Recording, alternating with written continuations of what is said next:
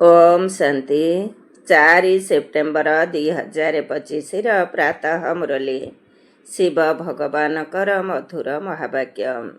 शिव बाबा कहते मिठे बच्चे, संगम जुगरे तुमको स्नेहर सागर बाबा स्नेह ही संपत्ति रूपरे देउछंती। सेथिपाई तुमे माने मध्य समस्तंकु स्नेह दियो, क्रोध कर नाही। संगम जुगरे तुमको स्नेहर सागर बाबा स्नेह ही संपत्ति रूपरे देउछंती। सेथिपाई तुमे माने मध्य समस्तंकु स्नेह दियो, क्रोध कर नाही। आजिर प्रश्न, निजर रेजिस्टर को अर्थात चरित्र को ठीक रखिबा पाई बाबा तुमको केउ रास्ता बताइछंती। निजर रेजिस्टर को अर्थात चरित्र को ठीक रखिबा पाई बाबा तुमको केउ रास्ता बताइछंती। उत्तर, बाबा तुमको स्नेहर रास्ता ही बताउछंती। श्रीमत देउछंती, पिला माने समस्तक सहित स्नेहपूर्ण व्यवहार कर, काहाकू भी दुख दियो नाही। कर्मेन्द्रिय मानक द्वारा केबे हेले भी ओलटा कर्म कर नाही। सर्वदा यही कथा जांच कर कि मो भितरे कौनसी आसुरी गुण नाही तो, मु मूढ़ी अर्थात मनुआ नुहे तो, कौनसी कथारे बिगड़ी जाऊ नाही तो। गीत यह व्यक्त जा रहा है। ओम शांति। मधुर संतान माने गीत शुणिले दिन को दिन निजर घर अथवा लक्ष्य निकटतर हेउछि। एबे जहा किछि श्रीमत मिलुछि सेथिरे अवहेला कर नाही। बाबांकर निर्देश मिलुछि जे समस्तंकु संदेश दियो। पिला माने जानिछंती लक्ष लक्ष कोटि कोटि लोकंकु यही संदेश देबाकू हेबो।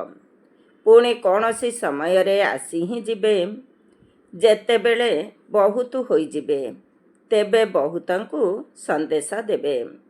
समस्तंकु बाबांकर संदेश तो मिलिबो ना। संदेश देबा बहुत सहज कथा। केवल एतिकी कुह जे निजकु आत्मा भावी बाबांकु मने पकाओ एवं कौनसी कर्मेन्द्रिय द्वारा मन बाणी कर्मरे खराप काम कर नाही। प्रत्येक संकल्प प्रथमे मनरे आसे, तापरे बाणीरे आसीथाए। एबे तुमको भूल ठीक कथा बुझिबा पई बुद्धि दरकार। एहा पुण्यर काम अटे, एहा करिबा उचित। मनरे क्रोध करिबार संकल्प आसे, किंतु बुद्धि तो मिलिछि। जानुछ जदि क्रोध करिब तेबे पाप होइजिब। बाबा को मने पकाइबा द्वारा ही पुण्य आत्मा होइजिब। एमिति नुहे हौ हेला एबे होइगला पुणी करिबु नाही। एपरि पुणी पुणी कहिबा द्वारा अभ्यास रे पड़िजिब। मनुष्य एपरि कर्म करी मध्य पाप बोली भाबु नाहंती, विकार को मध्य पाप बोली भाबु नाहंती। एबे बाबा बताइछंती विकार सबुठारु बड़रू बड़ पाप। एहा उपरे विजय प्राप्त करिबाकू हेबो एवं समस्तंकु बाबांक संदेश देबाकू हेबो जे मोते मने पकाओ। मृत्यु सम्मुखरे छिड़ा होइछि। जेबे काहार मृत्यु समय आसीथाए तो तांकु ईश्वर पितांकु मने पकाइबा पाई कहिथांती। कुहंती परम पितांकु मने पकाओ। सेमाने भाबुछंती जे मृत्यु परे एमाने ईश्वर पितांक पाखकु जाउछंती, किंतु सेमाने एकथा जानि नाहंती जे ईश्वर पितांकु मने पकाइले कौन हेबो, केउठाकु जिबे। आत्मा गोटिए शरीर छाड़ी आउ गोटिए धारण करुछि। ईश्वर पितांक पाखकु तो केही जाई परिबे नाही। तेणु वर्तमान तुम पिला मानकु अविनाशी पितांकु अविनाशी भावे मने पकाइबा उचित। तेबे तमह प्रधान दुखी होई जाइथांती। तेबे परस्पर को कहिथांती ईश्वरीय पितांकु मने पकाओ। सबु आत्मा परस्पर को एकथा कहउछंती। आत्मा ही तो कहउछि ना। एपरि नुहे जे परमात्मा कहउछंती। आत्मा आत्मा को ही कहउछि। बाबा को मने पकाओ। ଏହା ଏକ ସାଧାରଣ ପ୍ରଥା। ମୃତ୍ୟୁ ସମୟରେ ଈଶ୍ୱରଙ୍କୁ ମନେ ପକାଇଥାନ୍ତି। ଈଶ୍ୱରଙ୍କ ପ୍ରତି ଡର ରହିଥାଏ। ବୁଝୁଛନ୍ତି ଯେ ଭଲ ଏବଂ ମନ୍ଦ କର୍ମର ଫଳ ଈଶ୍ୱର ହିଁ ଦେବେ। ଖରାପ କର୍ମ କଲେ ଈଶ୍ୱର ଧର୍ମରାଜ ଦ୍ୱାରା ବହୁତ ଦଣ୍ଡ ଦେବେ। ସେଥିପାଇଁ ଡର ରହୁଛି। ବରାବର କର୍ମଫଳ ତ ଭୋଗ କରିବାକୁ ପଡ଼ିବ ନା। ତୁମେ ଏବେ କର୍ମ ଅକର୍ମ ବିକର୍ମର ଗତିକୁ ବୁଝୁଛ। ଜାଣିଛ ଯେ ଏହି କର୍ମ ଅକର୍ମ ହେଲା। ବାବାଙ୍କ ସ୍ମୃତିରେ ରହି କର୍ମ କଲେ ଭଲ କର୍ମ କରିଥାନ୍ତି। ରାବଣ ରାଜ୍ୟରେ ମନୁଷ୍ୟ ଖରାପ କର୍ମ ହିଁ କରିଥାନ୍ତି।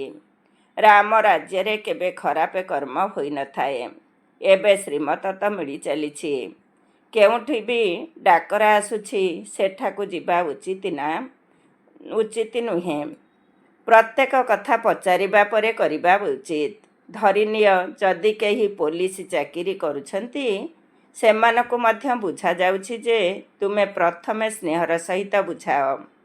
ସତ୍ୟ କଥା ନ କହିଲା ପରେ ଦଣ୍ଡ ଦିଅ। ସ୍ନେହର ସହିତ ବୁଝାଇବା ଦ୍ୱାରା ମାନିଯିବେ। କିନ୍ତୁ ସେହି ସ୍ନେହ ସହ ଯଦି ଯୋଗବଳ ଭରି ହୋଇ ରହିଥିବ, ତେବେ ସେହି ସ୍ନେହର ଶକ୍ତି ଦ୍ୱାରା ଯାହାକୁ ବି ବୁଝାଇଲେ ସେ ବୁଝିଯିବେ। ଭାବିବେ ଯେପରି ଈଶ୍ୱର ଆମକୁ ବୁଝାଉଛନ୍ତି। ତୁମେ ଈଶ୍ୱରଙ୍କ ସନ୍ତାନ ଯୋଗୀ ଅଟ ନା? ତୁମ ପାଖରେ ମଧ୍ୟ ଈଶ୍ୱରୀୟ ଶକ୍ତି ରହିଛି। ଈଶ୍ୱର ସ୍ନେହର ସାଗର ଅଟନ୍ତି। ତାଙ୍କ ପାଖରେ ଶକ୍ତି ଅଛି ନା?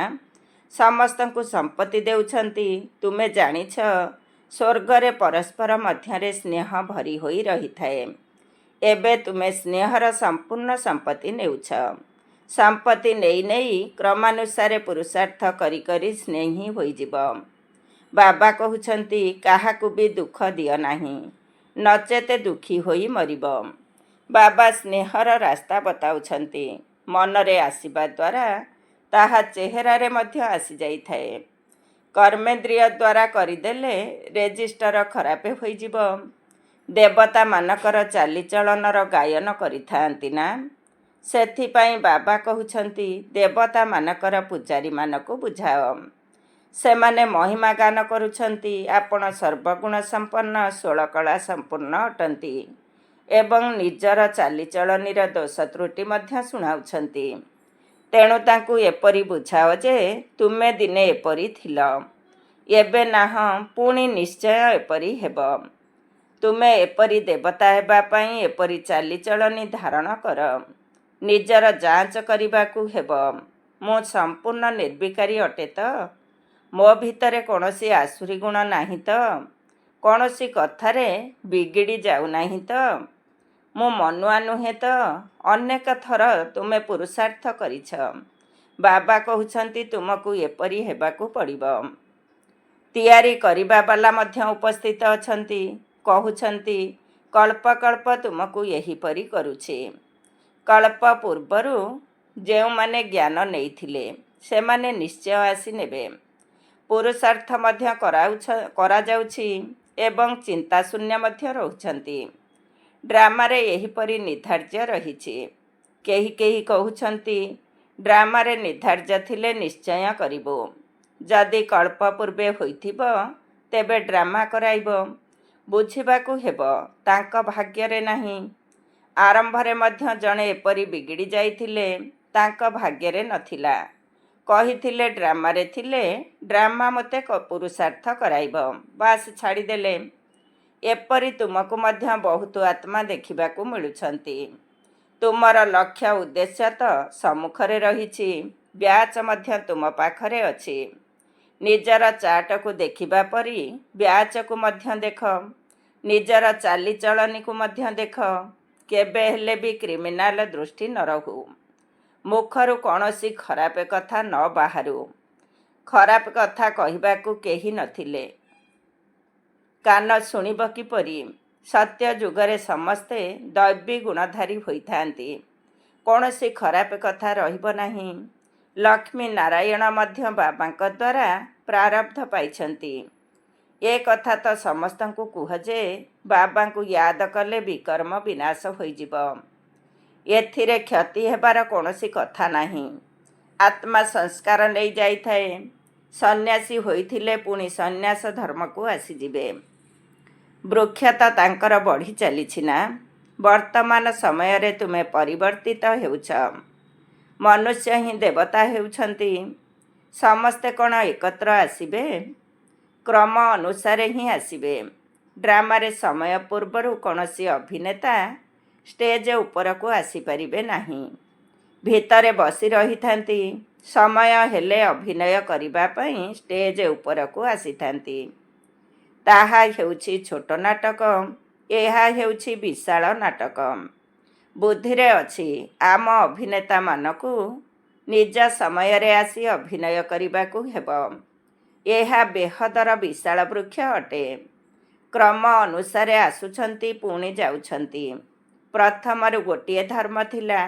ସବୁ ଧର୍ମାବଲମ୍ବୀମାନେ ଆରମ୍ଭରୁ ଆସିପାରିବେ ନାହିଁ। ପ୍ରଥମେ ତ ଦେବୀ ଦେବତା ଧର୍ମାବଲମ୍ବୀ ହିଁ ଅଭିନୟ କରିବାକୁ ଆସିବେ। ତାହା ପୁଣି କ୍ରମ ଅନୁସାରେ। ବୃକ୍ଷର ରହସ୍ୟକୁ ମଧ୍ୟ ବୁଝିବାକୁ ହେବ।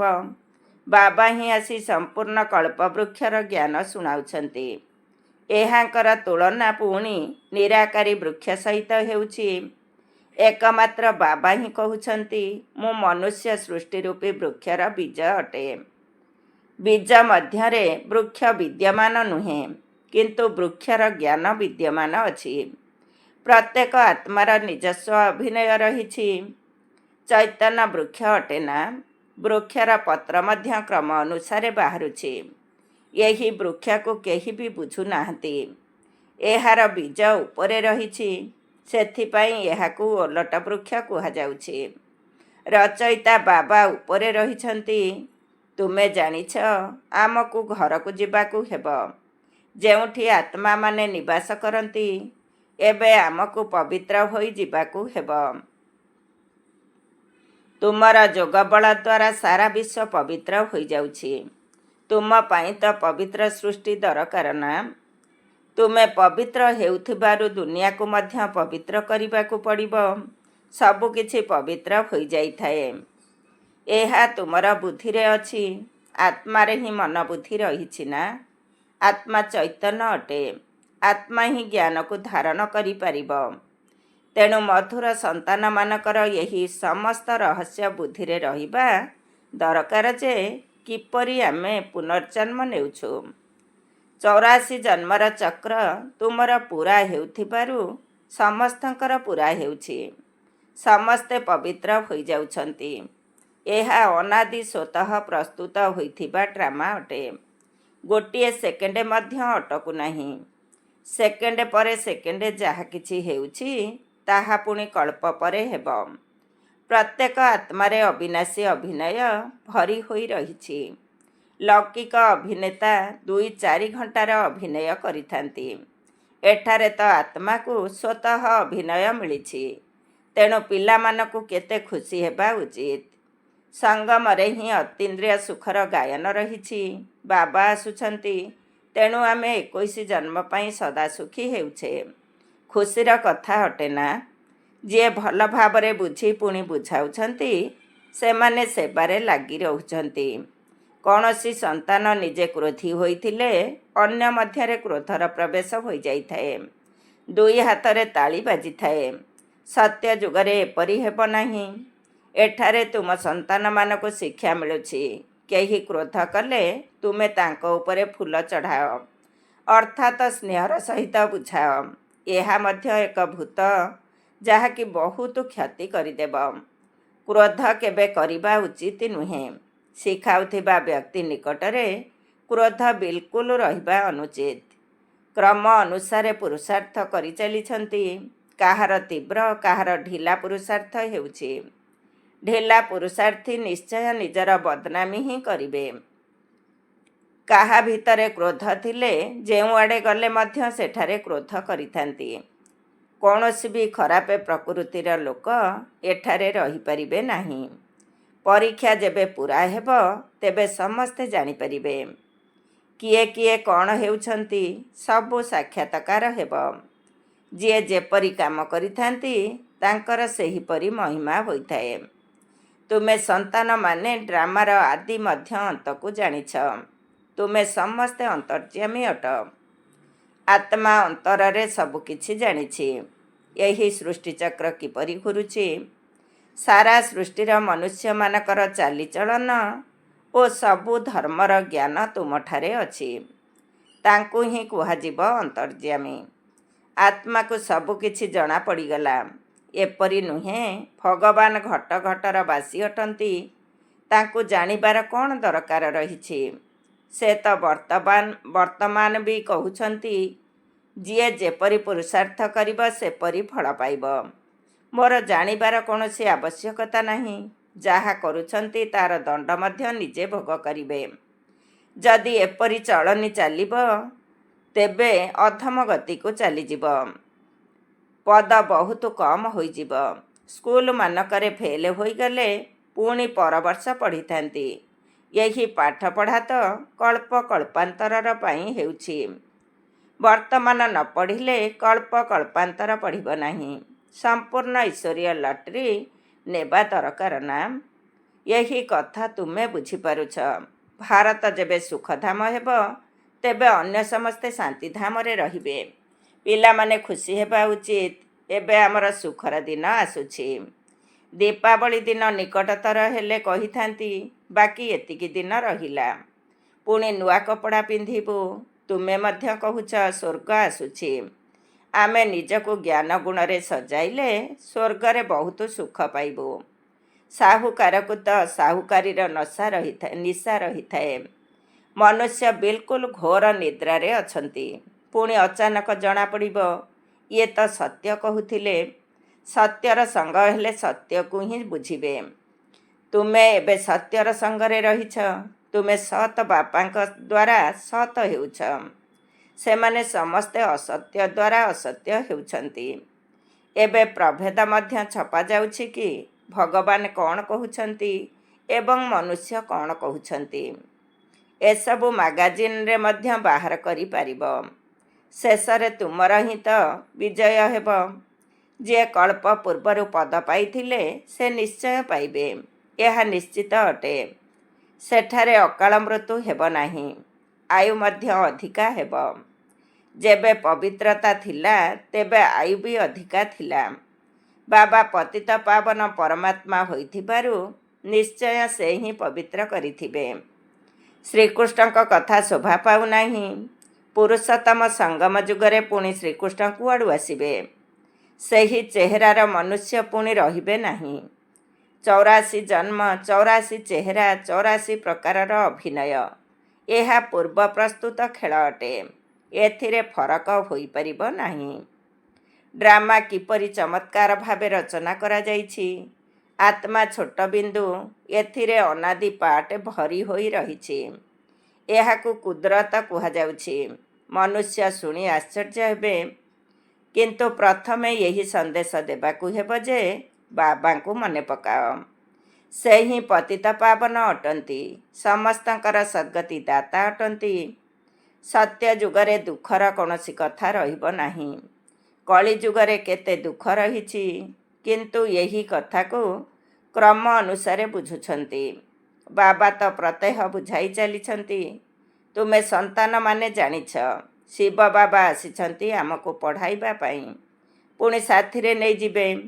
ଯେଉଁମାନେ ସାଥିରେ ରହୁଛନ୍ତି ତାଙ୍କ ଅପେକ୍ଷା ବନ୍ଧନରେ ଥିବା ଆତ୍ମା ଅଧିକ ମନେ ପକାଉଛନ୍ତି। ସେମାନେ ଉଚ୍ଚପଦ ପାଇପାରିବେ। ଏହା ମଧ୍ୟ ବୁଝିବା କଥା ଅଟେ ନା? ବାବାଙ୍କ ସ୍ମୃତିରେ ବହୁତ ଛଟପଟ ହେଉଛନ୍ତି। ବାବା କହୁଛନ୍ତି, ପିଲାମାନେ ୟାଦର ଯାତ୍ରାରେ ରୁହ, ଦୈବୀ ଗୁଣର ଧାରଣା କର, ତେବେ ବନ୍ଧନ କଟି ଚାଲିବ, ପାପର ଘଡ଼ି ଶେଷ ହୋଇଯିବ। ଆଚ୍ଛା, ମିଠା ମିଠା ଶିଖିଲଧେ ସନ୍ତାନମାନଙ୍କ ପ୍ରତି ମାତା ପିତା ବାପ୍ ଦାଦାଙ୍କର ମଧୁର ସ୍ନେହ ସମ୍ପନ୍ନ ଶୁଭେଚ୍ଛା ଏବଂ ସୁପ୍ରଭାତ। ଆତ୍ମିକ ପିତାଙ୍କର ଆତ୍ମିକ ସନ୍ତାନମାନଙ୍କୁ ନମସ୍ତେ। ଆମ ଆତ୍ମିକ ସନ୍ତାନମାନଙ୍କର ଆତ୍ମିକ ମାତା ପିତା ବାପ ଦାଦାଙ୍କୁ ନମସ୍ତେ ନମସ୍ତେ, ସୁପ୍ରଭାତ। ଧାରଣା ପାଇଁ ମୁଖ୍ୟ ସାର 1 ନମ୍ବର। ନିଜର ଚାଲିଚଳନକୁ ଦେବତାମାନଙ୍କ ଭଳି କରିବାକୁ ହେବ। କୌଣସି ଆସୁରୀ କଥା ମୁଖ ଦ୍ୱାରା କହିବାର ନାହିଁ। ଏହି ଆଖି କେବେ ବି ବିକାରୀ ନ ହେଉ। 2 ନମ୍ବର, କ୍ରୋଧର ଭୂତ ବହୁତ କ୍ଷତି କରିଥାଏ। ତାଳି 2 ହାତରେ ବାଜିଥାଏ। ସେଥିପାଇଁ କେହି ଯଦି କ୍ରୋଧ କରେ ତେବେ ତାହାଠାରୁ ଦୂରେଇ ରହିବାକୁ ହେବ। ତାଙ୍କୁ ସ୍ନେହର ସହିତ ବୁଝାଇବାକୁ ହେବ।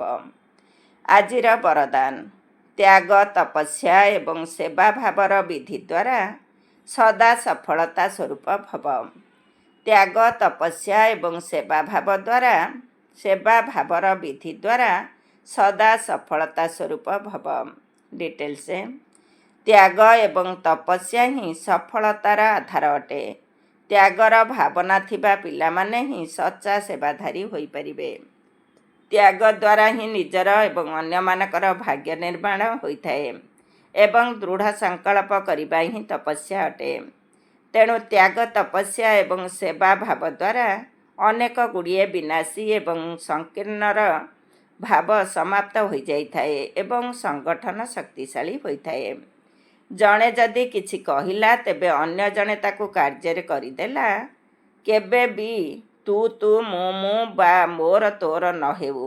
ତାହା ହେଲେ ସଫଳତା ସ୍ୱରୂପ ହେବା ସହିତ ନିର୍ବିଘ୍ନ ମଧ୍ୟ ହୋଇଯିବ।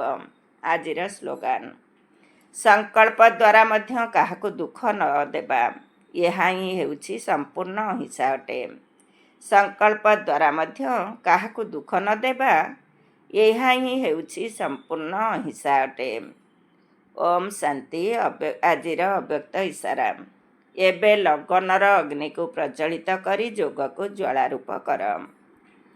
ଯୋଗକୁ ଜ୍ୱାଳାରୂପ କରିବା ପାଇଁ ଗୋଟିଏ ସେକେଣ୍ଡରେ ବିନ୍ଦୁ ସ୍ୱରୂପ ହୋଇ ମନ ବୁଦ୍ଧିକୁ ଏକାଗ୍ର କରିବାର ଅଭ୍ୟାସ ବାରମ୍ବାର କର।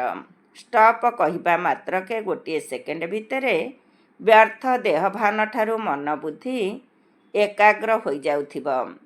ଏହିଭଳି ନିୟନ୍ତ୍ରଣ କରିବାର ଶକ୍ତିକୁ ସାରାଦିନ ବ୍ୟବହାର କରୁଥାଅ। ଶକ୍ତିଶାଳୀ ବ୍ରେକ୍ ଦ୍ୱାରା ମନ ବୁଦ୍ଧିକୁ ନିୟନ୍ତ୍ରଣ କର। ମନ ବୁଦ୍ଧିକୁ ଯେଉଁଠାରେ ବି ଲଗାଇବାକୁ ଚାହୁଁଥିବ, ଗୋଟିଏ ସେକେଣ୍ଡରେ ଲାଗିଯାଉଥିବ।